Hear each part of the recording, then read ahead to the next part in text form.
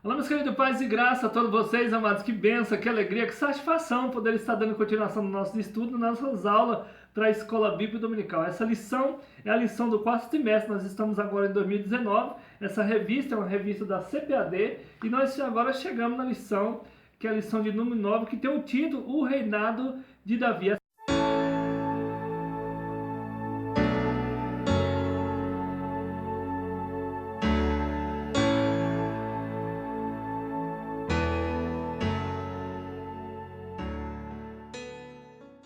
Eu quero contar também com a sua ajuda. Você que está pela primeira vez também assistindo aí, por favor, você pode nos ajudar. E que custo tem? Não tem custo nenhum.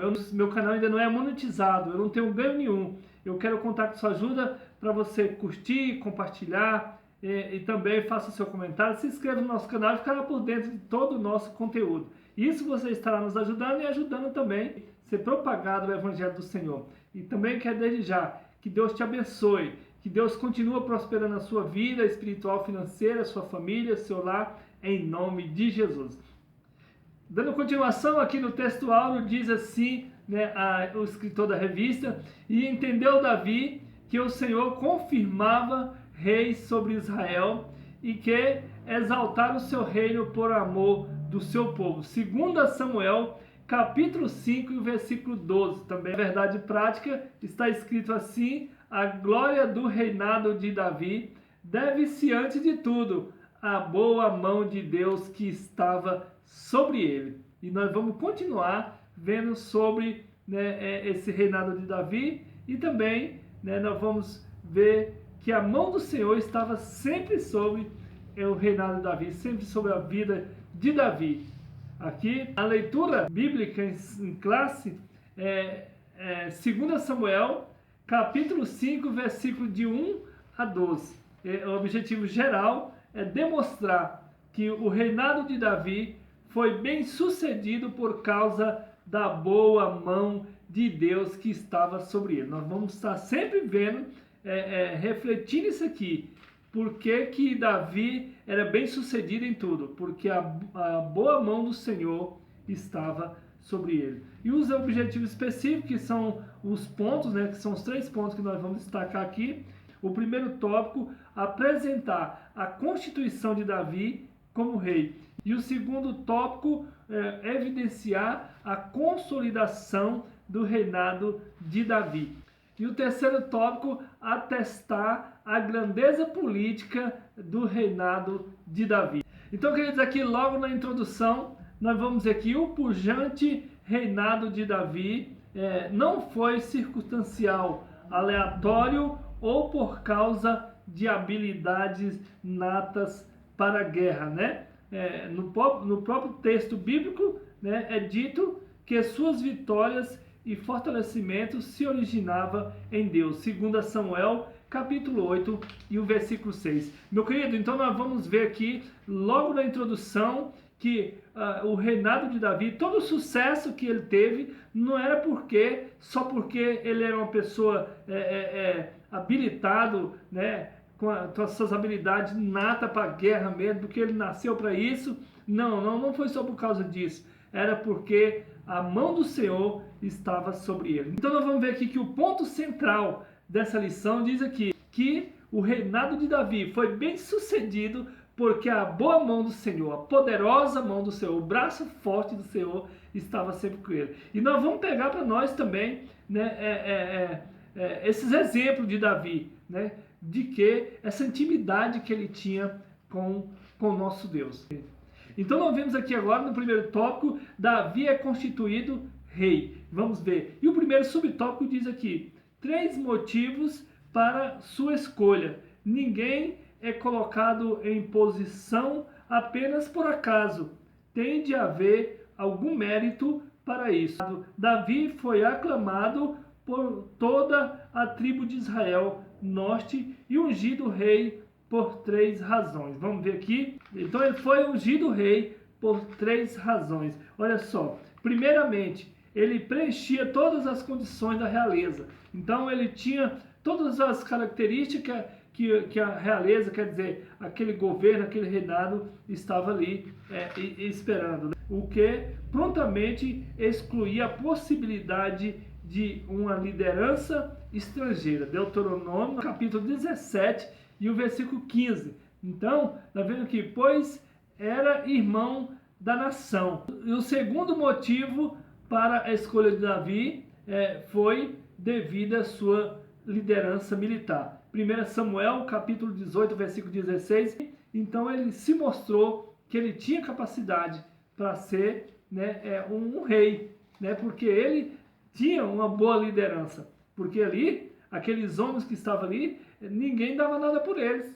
E Davi então foi chamando todos e foi preparando-se. Olha só, quando a gente olha para a aparência das pessoas, a gente não dá nada pelo obreiro, não dá nada pela pessoa, e a pessoa ali, ele tem grandes dons, né, talentos, né, para a obra do Senhor. Enquanto uns despreza, e aí Davi recebia todos e foi preparar esses homens para a guerra. Olha só, 1 Samuel, capítulo 18, e o versículo 16. E o terceiro motivo estava pautado, né, em uma promessa da parte de Deus, de que o trono entregue a Davi seria levantado tanto sobre Israel como sobre Judá. 2 Samuel capítulo 3 e versículo 10. Então, o terceiro aqui é porque é uma promessa de Deus. E Deus, ele fez a promessa e ele cumpre a promessa dele. Deus, ele cumpre a promessa dele nas nossas vidas. Se ele tem essa promessa na sua vida, pois pode ter certeza que ele vai cumprir. Segundo subtópico, Davi como pastor e chefe. Então, na Bíblia nós vamos ver que os governantes de Israel, nós descrevemos aqui como um pastor de ovelha, são os líderes que lideravam ali Israel. Então, nós vemos aqui que Davi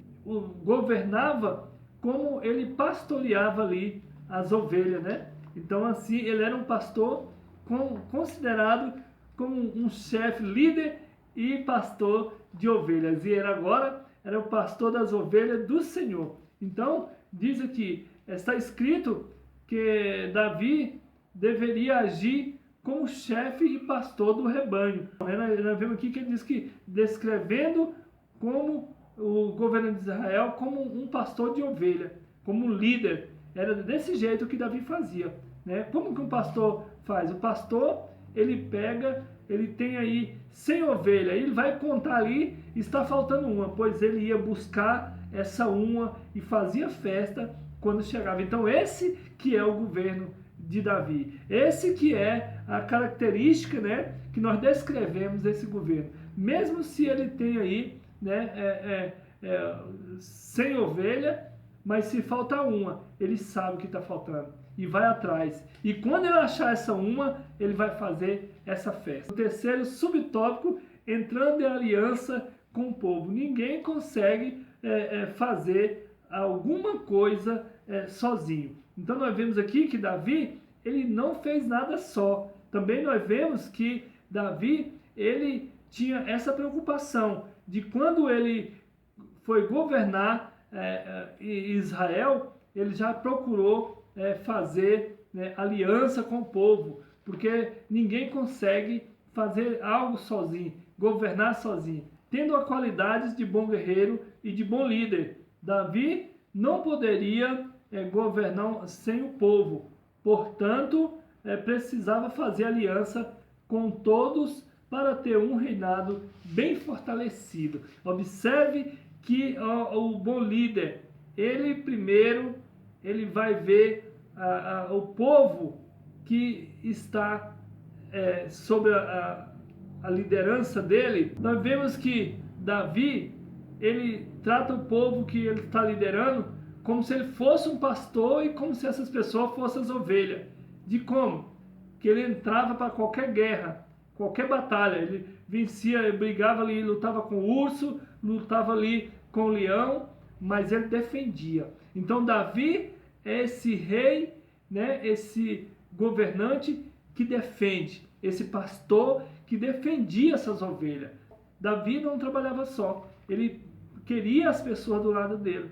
Enquanto aqueles homens que estavam ali também, fugitivo, com dívida, que ninguém dava nada por ele, Davi chamou eles, recrutou esses homens. Então Davi chegou em Jerusalém, já foi fazendo, né, ali o seu campo, fazendo união com todo o povo que ele precisava. Eu preciso de você.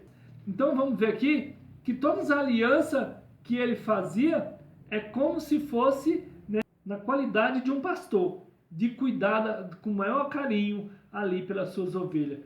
Então observe que a aliança que ele firma tem características pastoriais, não monárquicas, né? Por isto foi ungido rei sobre Israel. Todos prometeram lealdade ao novo rei. Veja só, segundo a Samuel, capítulo 8, versículo 10, 18. Segunda Reis, capítulo 11, versículo 17.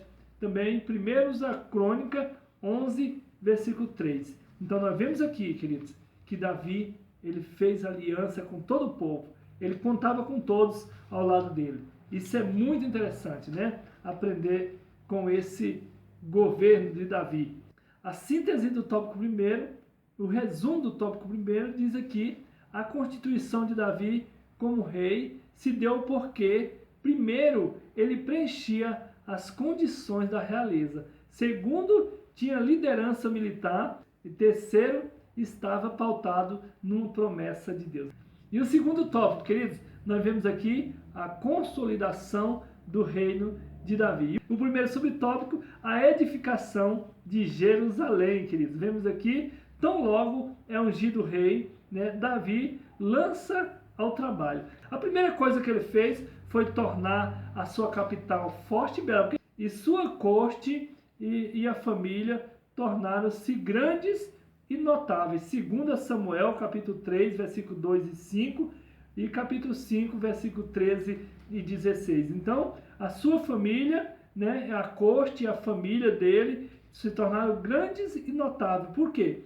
Todo mundo queria saber de conhecer o rei Davi, porque era muito forte, né, ali o reinado dele, a sua corte ali, né, o seu soldado e também a sua família, né, a sua família muito grande, né, um grande exemplo que tinha ali então a família de Davi e todo o seu reinado, né? Então nós vamos aqui, e todo o reinado de Davi tinha esse exemplo de familiar e de fortaleza.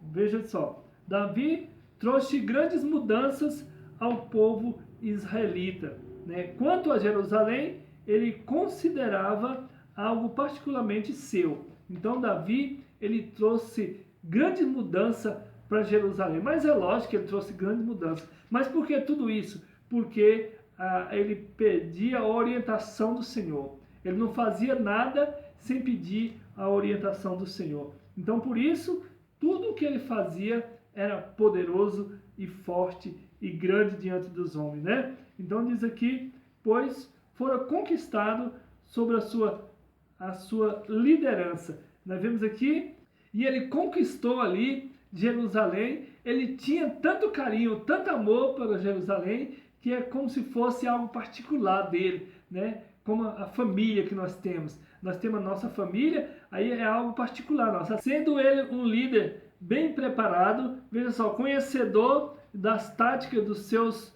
opositores, busca orientação divina e parte para a batalha, ferindo por 2 vezes os filisteus. 2 vezes ele venceu ali os filisteus, e com a presença de Deus na vida, Davi consegue derrotar seus inimigos e controlar suas fronteiras, mantendo sob o seu poder. Então veja só, que Davi, com esse exército que ele tinha preparado, ele agora parte para a batalha, pedindo a orientação divina, jamais esquecer do Deus dele, do nosso Deus.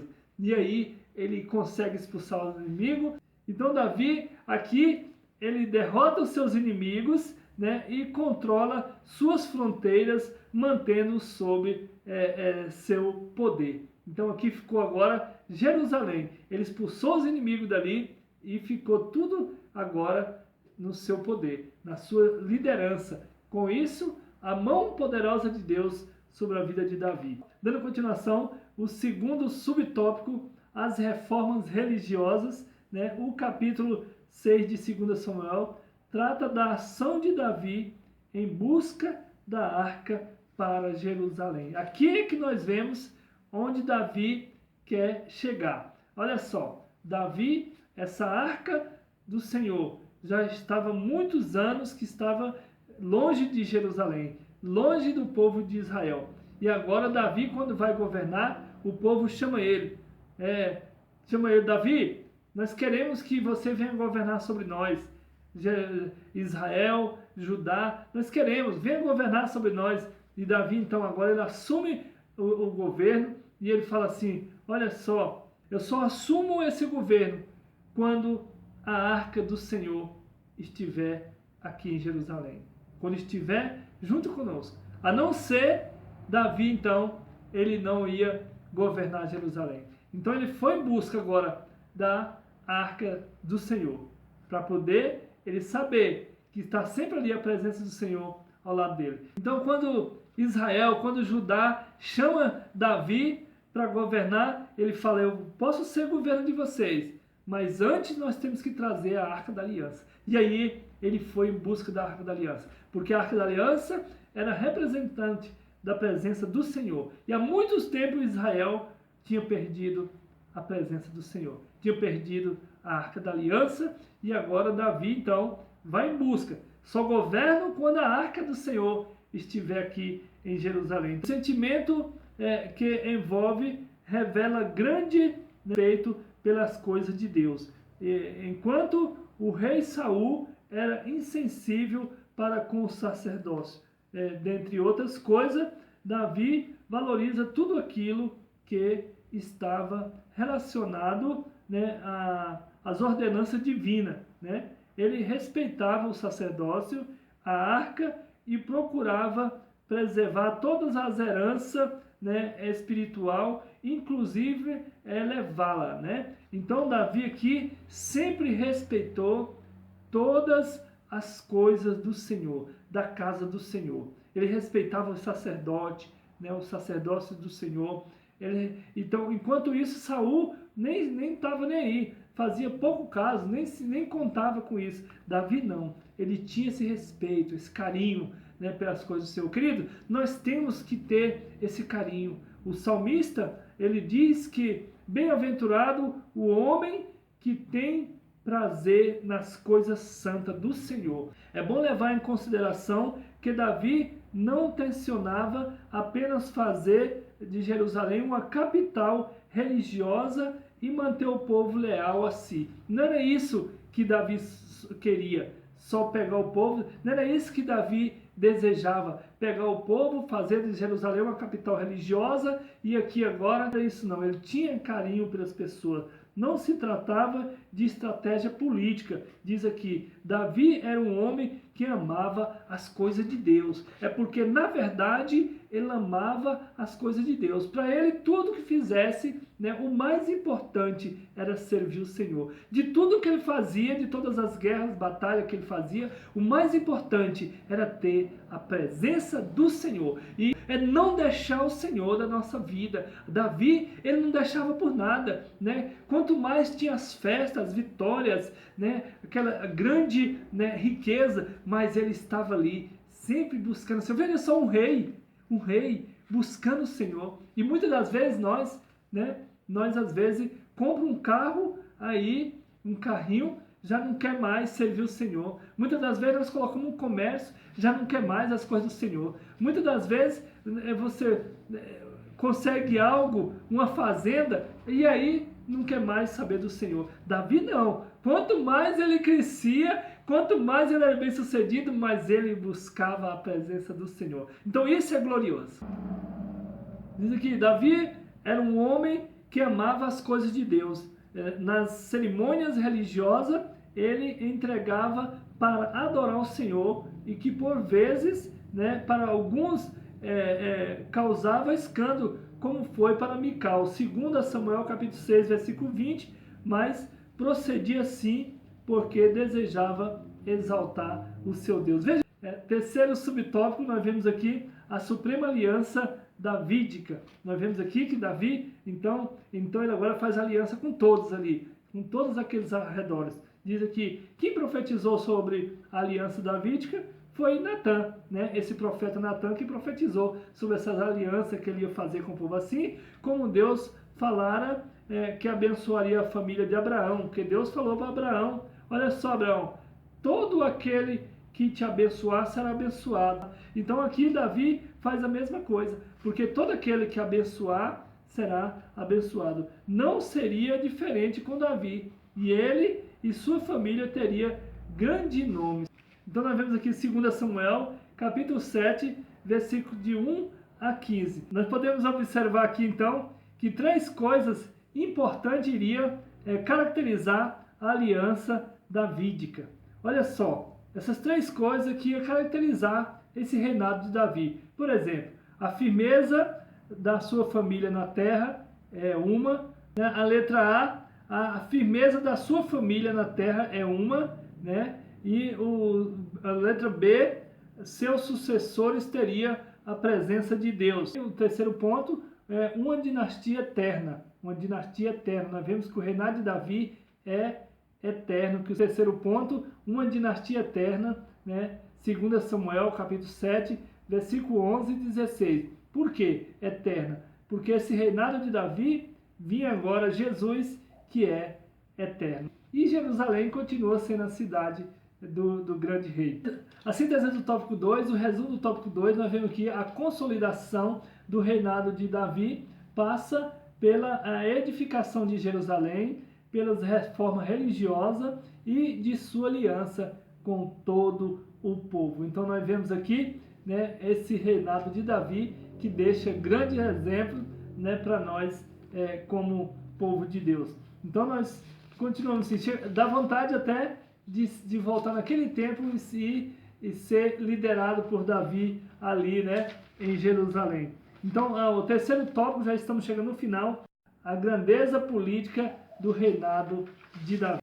O primeiro subtópico, as realizações militares. Nós vemos aqui nas escrituras, né, há registro de diversas ações militares de Davi. 2 Samuel, capítulo 8, versículo de 1 a 14. Sua ação começa com o desbaratamento dos filisteus, mas vai alastrando até fazer fronteira com outros povos, já nos limites de Israel. A lista dos povos vencidos inclui filisteus, moabitas, sírios e edomitas. Esses aqui foram as tribos, né, o povo ali que o rei Davi com seu exército venceu ali, né? Então diz assim, não demorou para que importantes pessoas, então diz aqui, não demorou para que importantes possessões gentílicas estivessem sob o controle de Davi. Como é maravilhoso ter um líder cujo coração e força são dominadas pelo Senhor. Deus deseja levantar líderes segundo o seu coração. E Deus continua querendo levantar líderes assim como Davi. Então nós vamos aqui o segundo subtópico, as administrações de Davi. O segundo subtópico, as administrações de Davi. Foram muitas as mudanças realizadas por Davi, né, que o fizeram destacar-se no campo militar, político, administrativo e religioso. Veja só, lendo o capítulo 8, do 15 a 18, né, e o 20, do 22 ao 26, observamos como Davi, né, fez importantes mudanças na área administrativa. Então, ele fez grande mudança ali. Ele chegou ali em Jerusalém e colocou os filisteus, colocou aquele povo ali para fugir, sair dali, né, expulsou dali e montou seu governo e fez grandes mudanças, né, administrativas ali. No comando de suas tropas estava à frente Joabe. Havia uma guarda real, um superintendente da corveia que lidava com os estrangeiros. No campo religioso, Davi tinha 2 sacerdotes, Zadok e Aimeleque. 2 Samuel, capítulo 8, versículo 17. Um cronista, um escrivão. Primeiro a crônica 24, versículo 3, os quais eram responsáveis pelos registros e documentos do Estado, veja só, dentre outras nuances administrativas. Então, o governo dele não era de qualquer jeito, estava aparelhado, né? E bem administrado também. Esse corpo administrativo não era autônomo, eles trabalhavam, eles, né, tinha alguém que tomava de conta deles, não era autônomo não. Todos agiam com permissão do rei e por ele eram supervisionados. Davi procurou montar um setor administrativo que pudesse, né, auxiliar no seu reinado. Então, ele fez, né, um setor administrativo, né, como se fosse a parte, para poder também ajudar na administração do seu governo, né? Quer dizer, para auxiliar. Ele fez, né, montou um setor. Então, ele, como se fosse a parte, ele colocou um setor administrativo, né? Ali essas pessoas ganhavam, era tudo por conta dele ali, né? Supervisionado por ele. E então esse povo ali, o que eles faziam? Eles administravam, auxiliavam na administração de Jerusalém, do governo de Davi. Veja só, o sucesso de um obreiro depende de oração, pregação, ensino, mas também de saber administrar com eficiência as coisas de Deus. Então, porque muitas das vezes, né, nós vemos obreiros, pastores, que às vezes eles acham que é lógico, tem que estar na oração, na leitura da palavra, né, saber dirigir um culto, saber pregar a palavra, mas tem que saber administrar também, né? Tem que saber administrar, né, ali a obra do Senhor. Porque Davi, ele tinha tudo isso, mas ele tinha essa administração, né? Para isso, são chamados.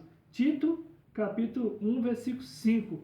Paulo diz que dos tipos de obreiros precisam ser bem remunerados, os que se afadigam na palavra e os que administram bem. 1 Timóteo 5,17. Terceiro subtópico, o culto bíblico.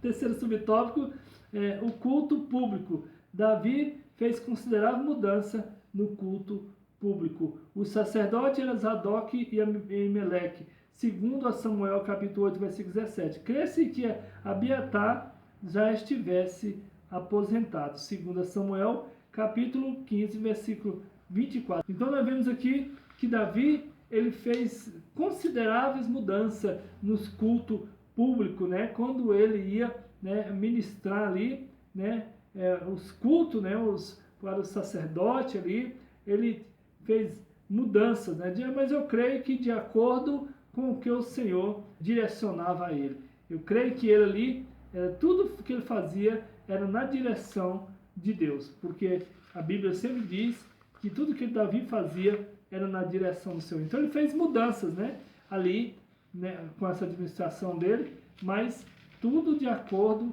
com orientações divinas, com a orientação do Senhor. Dando continuação, a organização do culto é algo que deve ser pensado com todo cuidado, pois os que fazem de qualquer jeito, por vontade própria, sem prescrição das normas divinas, poderão sofrer consequência da parte de Deus. Foi o que aconteceu com Nadab e Abiú, né, que, querendo fazer culto por conta própria, foram fulminados pelo fogo do Senhor. Levítico capítulo 10, versículo 1 e 2. Então nós vemos aqui que o culto para o Senhor tem que ser algo, né, pensado, tem que ser feito com cuidado, não pode ser de qualquer maneira. Então nós vemos aqui que esses dois homens fizeram de qualquer maneira, relaxadamente, a obra do Senhor, Nadab e Abiú, e aí eles foram fulminados, né? Morreram ali pelo fogo do Senhor, porque eles vieram com fogo estranho, né? Então nós temos que estar sempre na direção divina, na direção de Deus, para fazer a obra do Senhor. Então nós temos que fazer o culto do Senhor não podemos fazer de qualquer maneira, da nossa vontade. Não, ela é da vontade de Deus, é do querer do Senhor. Até para nós adorar o Senhor, Ele que coloca no nosso coração como é que Ele quer ser adorado. Síntese do tópico 3, então nós vemos aqui que as realizações militares